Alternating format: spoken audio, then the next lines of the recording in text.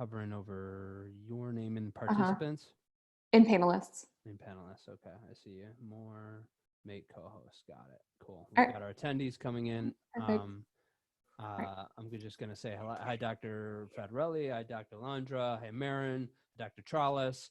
Hi, Faith. Hi, Debbie. We got a lot of people coming in right now. I'm going to start right now. And I'm going to get right into the presentation because I want to keep this pretty short. I'm seeing a bunch of people I know. Hey, Sarah. Hey, Dr. D. Hi, Rich. A lot of people jumping. Hey, Yolanda. A lot of people jumping on right now. So I'm going to start us right at 4 p.m. because I'm not going to keep this too long. If you do have questions, just put them into the Q&A and I'll see if I can get to them. Other than that, I'm going to move pretty quickly because what we need to do here is keep people as long as we can. And by that, I mean keeping patients and so that they're ready for treatment and attracting patients, but so that we can keep our staffs and recall them as quickly as possible.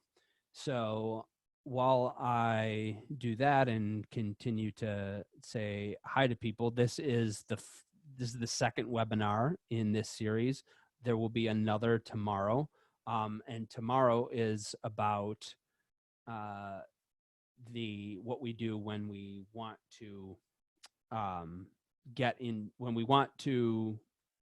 when we have to make cuts.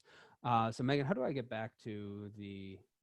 This is why I have Megan, guys, because I'm like a 90-year-old man with Google Docs sometimes. How do I get to the view that? Go back. I don't know how you got even where you are right now. Click the Originally, back button up at the top. I don't have it. Oh, It's grayed out. There we go. But where's my view presentation screen? I don't know what you clicked There on. we go. All right. Don't worry, folks. Yours truly has got this. So this is what we have to talk about today. We've got to understand how marketing objectives have changed because they are not the same as they were prior to all this that's happened, which means that the audience has changed somewhat, which means that the message has changed quite a bit. And there's one thing that hasn't changed, and that's what those are the four things that we want to do with that. And I want to give a little bit of context today of a saying that I've come up with recently. It makes me feel really good, but that I also think that you should be thinking about, because I would say on the call right now, it seems like we've got about half principals and half marketing directors and marketing coordinators. And this is directed to both of those groups, because I'd say that marketers are like North Korean officials and clients are Kim Jong-un, meaning especially doctors, especially small business owners, people that need to see every penny of every investment returned beyond any form of arguable doubt immediately, which in many cases just isn't realistic or often takes more patience in building a system. And that leaves the marketer, many of whom are on this call, trying to justify everything that they're doing. It leads marketers to use vanity metrics, such as, well, look at how many Facebook likes we have, and I've been guilty of all of those things in the past. And when I started to become a much better marketer was when I started to push back on Kim Jong-un and saying, you know what, this is going to take some time, and setting the proper expectation up front, or just saying, this is what I need access to. This is where I need buy-in and support, and being able to admit where we weren't as strong so that we could actually improve. And I've seen this more acutely recently because right before all of this stuff started happening, I was hiring for a director of client success. And maybe Megan, maybe our future director of client success is on this call right now. It's possible, but yes. I was, I've been looking for this position for 7 months, and I'm so strict about who I want for it because I want this person to, one, be a really good fit for our company, but two, have experience in marketing for fertility centers and have an in-depth knowledge of fertility business. And I just can't believe how many physician liaisons I've talked to or how many marketing coordinators just really don't know much about the business. And in many cases, that is deliberate. The principal doesn't want to share that with them. So principals, I'm also talking to you that now is the time for your marketing people to be pushing back on you somewhat if access is an issue, of buy-in is an issue, because we need to build this funnel and it will require your support. Because right now, we're good is no longer good. The cycles have gone up in the country for a long time. And hey, Ashley. Hey, Violet. Ashley's our creative director. She just jumped on for a second to make sure that I'm doing a good job. But we're good is no longer good. Everyone has been mostly busy for a long time. And that's just not the case anymore. So we've got the issue that we're dealing with right now, which is the virus and the concerns about it. And then we have the concerns that we're going to be facing in the next few months, because 4 million people applied for unemployment in 10 days. So from the best research that I've done, IVF volume didn't decrease in the Great Recession, but I do know that it affected some clinics disproportionately. So we need to make the funnel as wide as possible, because less people are going to be able to afford this. Here's what hasn't changed. That interest in art doesn't decrease. This is all of the search terms around IVF from 2004 to now. It hasn't really decreased. In fact, we've even seen some spikes during the recession. So while financing is going to become an issue, we'll have more people on the webinar in the future to talk about financing. The interest itself doesn't. The capacity for being able to afford it doesn't, and we need options for being able to get more people through. But the needing IVF and needing fertility treatments does not go down. This is when we're talking about the funnel. This is what we're talking about right now. And you can see that I've added an extra layer here at the top, because for all of our docs on the line, how often have you faced the conundrum of asking someone, okay, how long have you all been trying? And they say, yeah, 6 months. And then you phrase it differently and say, how long have you been having sex without contraception? 3.5 years. Well, 3.5 years is how long they've been trying for. So this is the time to educate that people who are like an extra rung on the funnel that don't even know that they're in the funnel. Then we have the folks that are trying to conceive, down to when they're deciding on their provider, getting an initial consult. And you could break this into a different metaphor. You could use a flywheel. I've got a couple extra graphics to show you to help you conceptualize this, but you could say this is multiple funnels. You've got the funnel of just becoming a patient, and then you've got the funnel of how a patient converts to treatment. But this is what's happening. So right now, we don't have anybody to really do the bottom of the funnel. Many of you all are not doing checklist testing, AMH, FSH, other blood work, ultrasound, semen analysis right now. Many of you are and plan to for the foreseeable future. So for some folks, this is still happening. Very few, but some are still performing treatments. And so we don't really have anybody at the bottom of the funnel right now. So, and we can't necessarily get people into it because we don't know how long this is going to be. We might be doing this for another 3 months, 4 months. I don't know. I'd like to say it would be sooner, but none of us know. And so now is the time to pack the top and middle of the funnel as much as we possibly can, so that by the time you reopen, you're just doing IVF. You're just doing treatment starts during that time period. I have a question about any comments about the new guidelines on telemedicine and the need for practices to do teleconsults to give patients hope. and build a patient backlog. Yes, exactly, Rich. That's exactly what I'm talking about here, is packing the top of the funnel. This is the wellness. This is the wellness factor. The people that are in the awareness stage, the consults are, you're still sort of in the decision format, but we are bringing people to be at a point where they're ready to convert to treatment after the fact. And that backlog is critical on a couple ends. One, because it's what's going to save your year. Many of you that are on this call are in danger of being furloughed. And for those that are the principals, you are making the hard decision about furloughing people right now. The bigger our backlog, the more quickly we are going to be able to bring back these people. So how does this, like, this dynamic in what we're doing with the funnel, how has this changed?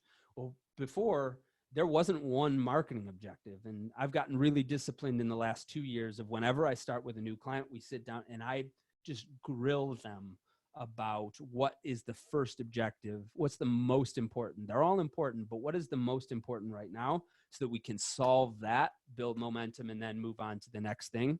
And I don't even have all of it on here. I don't even have international patients on here, but we've got donor recruitment. We've got promoting InvoCell. We got IVF. We've got tubal ligation reversal. Sometimes you just need to make a doc or a satellite office busier. And right now, what we've got to be doing, guys, is packing new patient consults with video consults. And so that we're building that waiting list of treatment-ready patients, so that we're not missing a beat, or missing is, we're all missing beats right now, that we're missing as little as possible when semi-normal operations are able to resume. And so video consults are new here. I want to emphasize this, because it affects the audience that we're talking to and the message that we're talking to them with. I know that telemedicine isn't novel, but now video consults just went from being, I don't know about that. Maybe I'll just go see a doctor closer to me, or I'll put it off, into, now this is the standard. Overnight, we just went from, yeah, I'm good with doing a video consult. Not to say that all of your patients who are currently in your funnel are, but just as a society, video consults are now the standard. So if you're still seeing that, man, we're having a lot of people drop off, it's because we're having an issue with the scarcity messaging, showing people how, listen, when we get back to semi-normal things in July, or we're probably not going to be able to see any new patients in July, August, September. So it's a lack of communicating that, as well as, they were just expecting something else. They had in their mind, I'm going to go see Dr. F. I'm going to go see Dr. A. And so often when that expectation changes, if we don't have something to adjust it, scarcity being one of those principles, then they tend to cancel. But now we have people that weren't going to come in before, because I'm just too busy with work. I can't find the time. They weren't really thinking about it, because they were so busy with whatever. Well, now everybody's at home, and you have an audience that is ready to convert to video consults if you're getting them in the right place. But where's the right place? Because your referral patterns are really being disrupted right now. A lot of you are going to ask me for this. I will get it to you when it's done. I don't have, it's not done yet. So what you're seeing right now is a sample size of 250 people. These are all REI patients, US. But we are doing an abstract for ASRM this year, hopefully this year. And so we want to have a sample size of at least 300. We might go up beyond that. We're pretty much just going to keep getting the sample size bigger until it's time to close it and write the abstract. So if they keep pushing back the deadline, so will we, and make our sample size even bigger. But this is what I have for you so far. When we ask people if they were referred to their current REI by a physician, Well, it's 60%. And that's less than what most of you often think it is, but that's still, it's still a big chunk. And so what happens when all of these people, that 40%, the 60% of people that normally come to you because they were referred by their doctor aren't going to their OB for those visits. They're not going to their PCP for those visits. The funnel is really being disrupted right now. You might still be seeing MD referrals because of somebody that went to their OB last month, but depending on how long this goes on, they haven't seen those visits haven't been happening in March, April, June, however long this goes on. That is going to affect the funnel. So where else does it come up from? Well, this is when we ask people point blank, what was the single most important reason you used an REI? And it still is physician referral. So I still want people to understand that physician referrals are still really a big deal. They just aren't the end all be all that they used to be, that most of us still think that they are.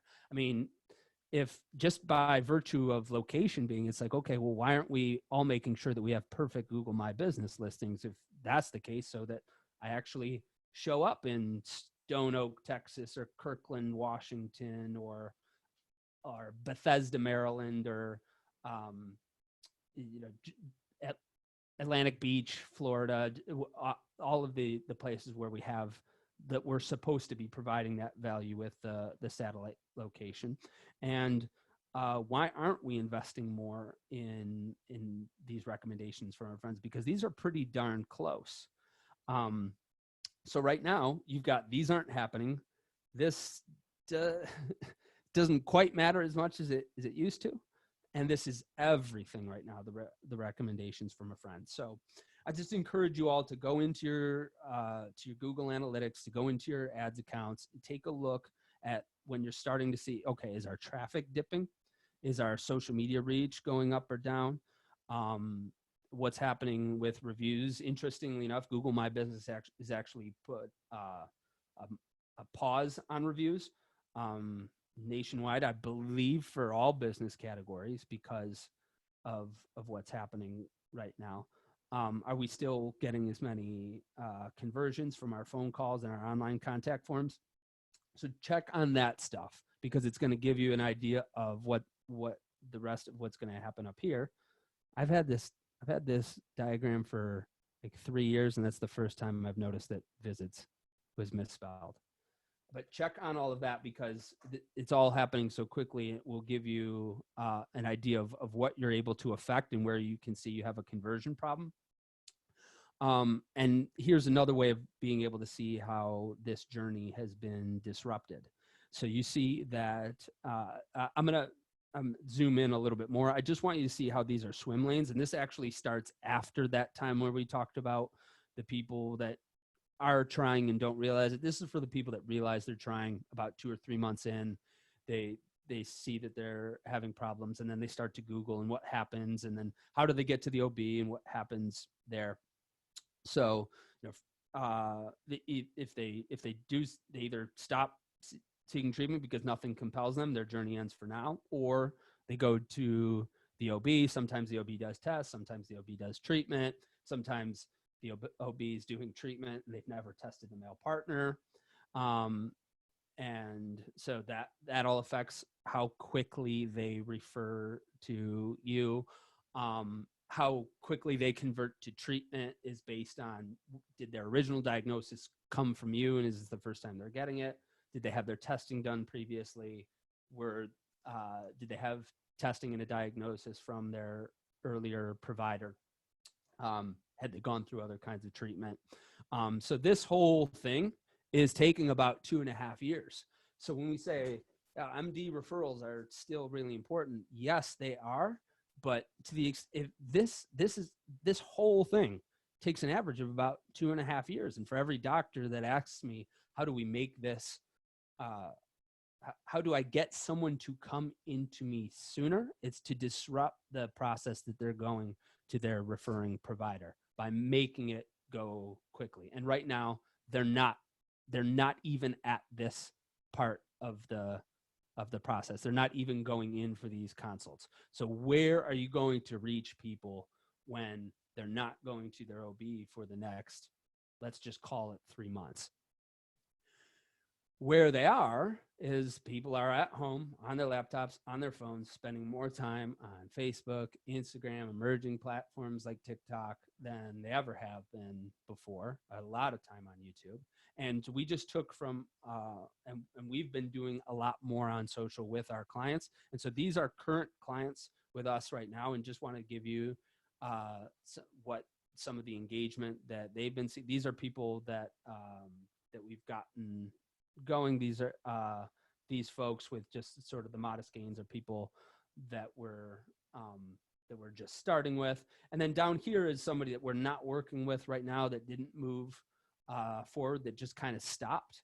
And you can see their reach has plummeted. They're reaching a lot less people than they could and should be, when some people are reaching thousands more people than they ever had before. So now is the time to reach these people on social media and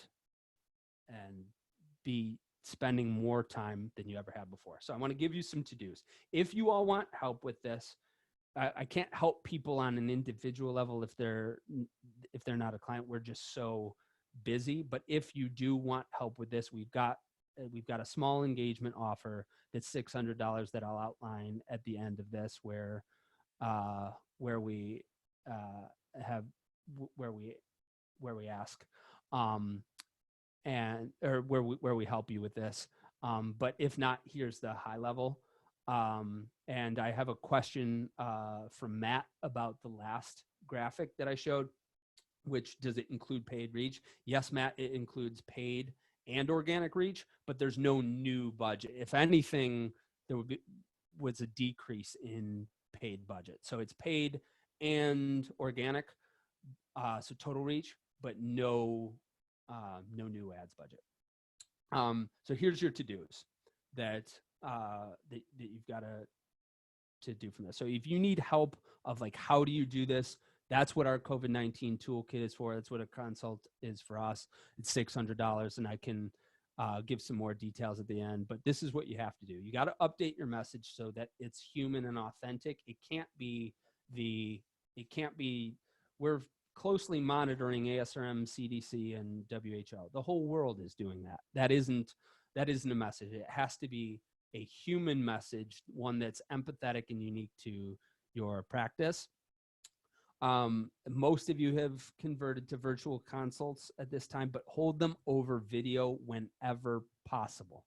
Sometimes phone will be the case, but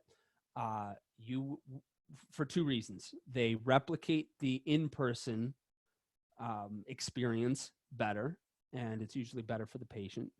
And two, it generally converts better.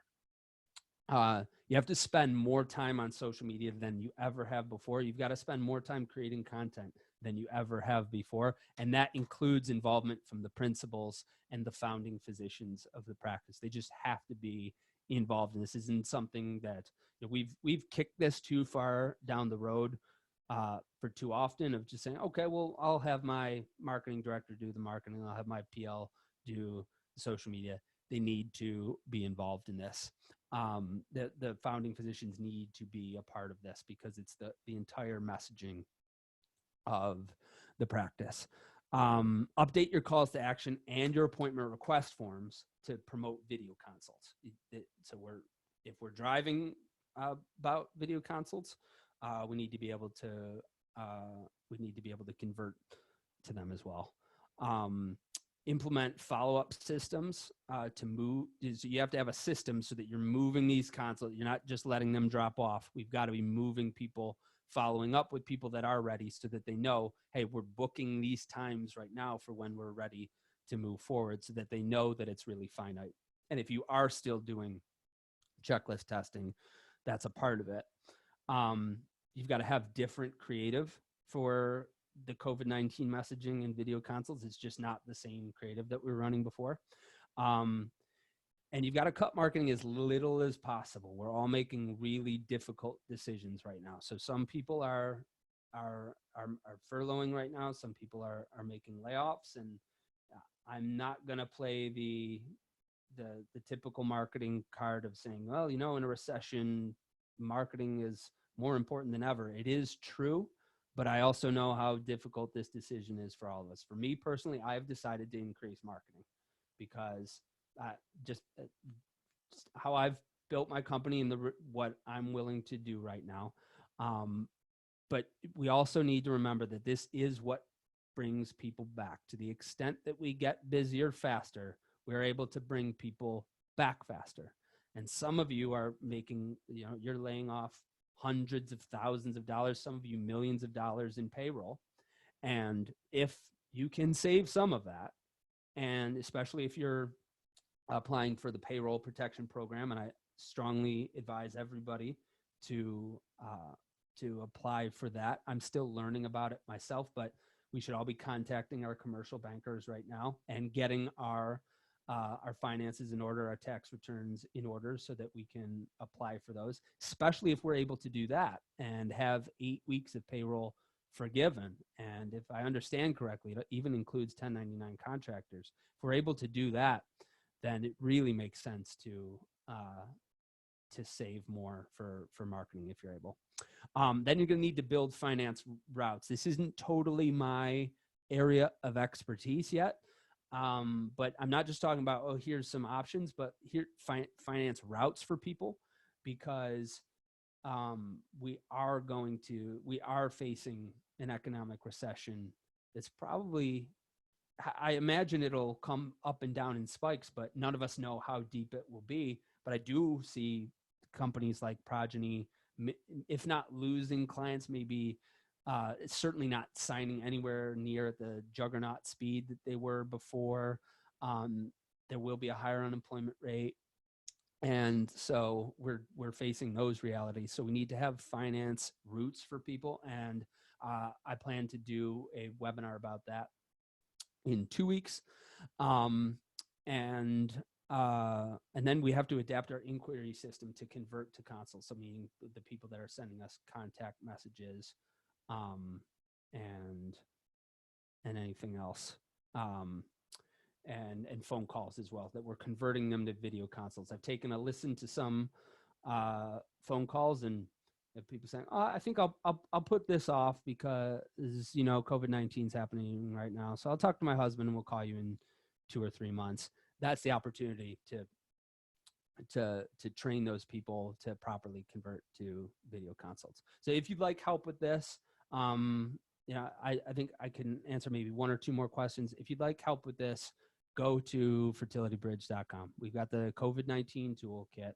It's a $600 engagement. It involves us taking a look at what you're doing right now. We've got a checklist that we apply against it.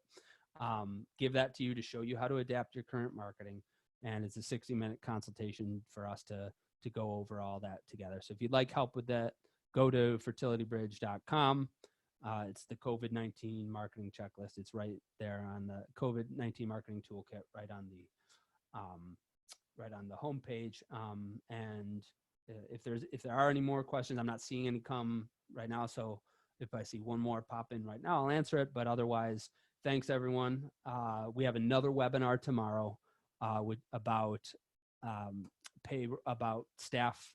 staffing, payroll cuts, and I had one person ask about how do we track the patients in the funnel. Depends on which funnel you're talking about, but you want to make sure your conversions are set up properly on Google Analytics, and then you'll need a system for your for phone calls, and then you use your EMR for the conversion for tracking the conversions to treatment.